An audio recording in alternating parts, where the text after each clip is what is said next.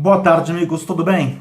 Vamos conversar hoje sobre uma lenda urbana jurídica, mais ou menos como a Bruxa de 71, o Homem do Saco, né? E tantas outras.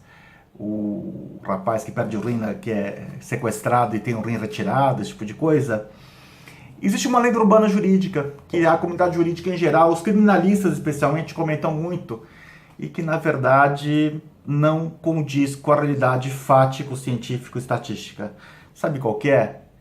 O mito do superencarceramento. Se fala muito do Brasil, que o Brasil é o país que prende demais, existe uma questão no Brasil de superencarceramento. Será que o Brasil prende demais mesmo? Eu acredito que não. Ah, mas alguém vai falar, mas Paulo, o Brasil tem 725 mil presos. É verdade, tem 725 mil presos. E 200 milhões de habitantes. Com um detalhe, o Brasil deve estar entre os 3 ou 4 países mais violentos do mundo. Com números de violência urbana que ultrapassam de países em guerra civil. Tá? Então, será que a gente tem mesmo uma questão de super encarceramento do Brasil? Porque a conta não é falar, não, existem 725 mil presos. Então, vamos lá. Só para a gente tomar por base. A Argentina tem 73 mil presos, tá? Só que, diferentemente do Brasil, a Argentina tem 40 milhões de habitantes, 45 milhões de habitantes, para arredondar para cima, tá? E ela tem um índice de violência, daí eu tô pegando para análise desse vídeo aqui, o número de homicídios, tá? Porque a gente sabe que alguns países, algum tipo de crime ocorre com maior ou com menor incidência, mas vamos pegar uma média de homicídio, que é um dos crimes mais graves que a gente tem, né?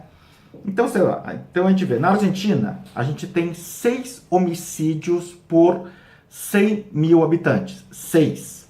O Brasil tem 27 homicídios por 100 mil habitantes. Sabe o que significa? Se o Brasil tivesse a proporção da população carcerária equivalente à da Argentina, considerando a criminalidade aqui, que é 4,5 vezes maior que a da Portenha ou da Argentina, nós teríamos uma população carcerária de 1.642.500 presos. Vamos comparar com a Europa, que prende pouco, com países da União Europeia que prendem pouco? Portugal tem 10 mil, e agora é fácil fazer a conta, porque Portugal é uma conta quase que linear, é multiplicar e dividir por 20, né? Portugal tem 10 milhões de habitantes, 10 milhões de habitantes, 14 mil presos, com uma proporção de 1,3 homicídios por 100 mil habitantes, tá? Então, Portugal tem aproximadamente 23 ou 24 vezes menos homicídios que o Brasil. Se Portugal tivesse um índice de violência equivalente ao do Brasil, se Portugal, com seus 10 milhões de habitantes, tivesse 27 homicídios por 100 mil habitantes, Portugal deveria ter apenas para manter o seu índice de população carcerária alguma coisa em torno de 290 mil detentos.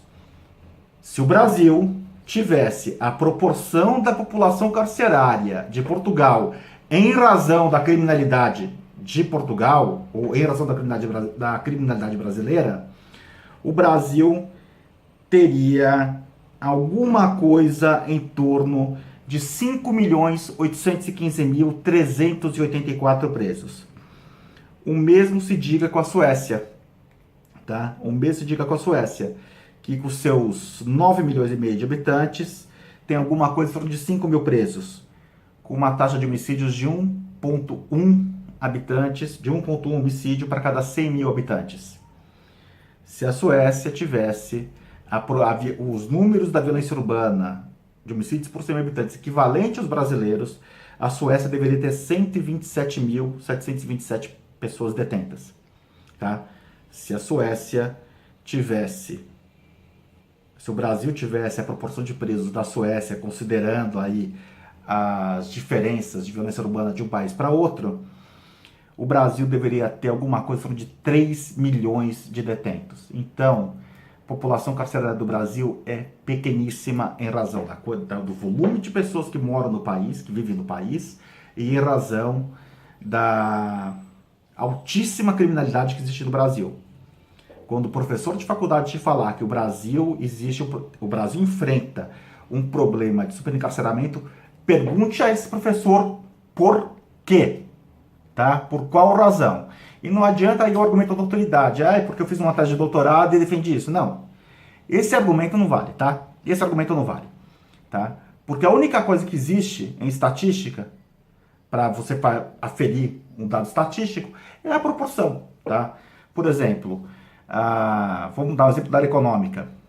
A China tem um PIB maior que o da Alemanha. É verdade, a China tem um PIB maior que o da Alemanha.